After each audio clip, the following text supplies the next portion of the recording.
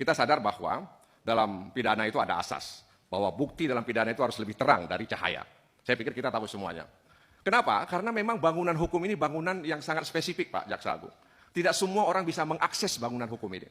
Hanya orang-orang tertentu yang bisa mengakses. Oleh karena itu, penegakan hukum yang berkeadilan, humanis, akuntabel, transparan, dan modern, itu menjadi semacam harapan bagi masyarakat bahwa bangunan yang spesifik ini memang ingin dihadirkan untuk penegakan hukum yang berkeadilan. Nah, oleh karena itu dalam kasus yang disampaikan oleh saudara Rahul tadi misalnya, kasus Tom Lembong ya, yang menimbulkan banyak pertanyaan di tengah masyarakat, bahwa dia bukan hanya satu orang Menteri Perdagangan, ada banyak Menteri Perdagangan yang juga melakukan impor.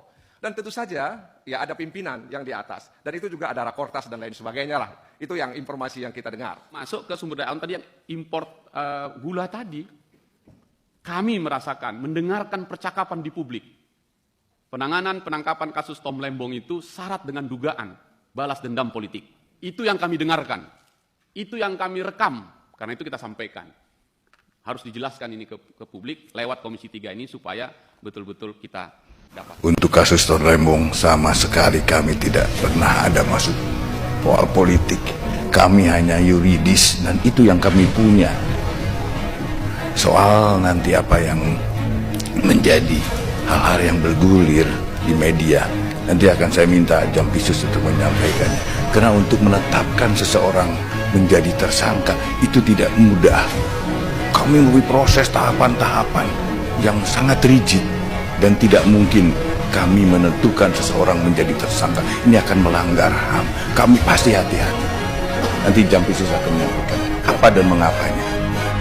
Hanya pohon berbuah yang dilempar orang. Jadi, enggak lah. Jadi hanya pohon berbuah yang dilempar orang. Jadi Kejaksaan Agung ini sedang bagus-bagusnya. Jadi kalau kena lempar itu istilahnya ya wajar-wajar aja lah. Kritik-kritik ya, dihujat-hujat gitu. Kalau nggak ada apa-apanya, nggak berbuah, nggak akan diapa-apakan lah. Jadi tetap kuat, solid. Ya, laksanakan terus apa yang sudah dilakukan. Kalau itu dilaksanakan, diperkirakan itu baik.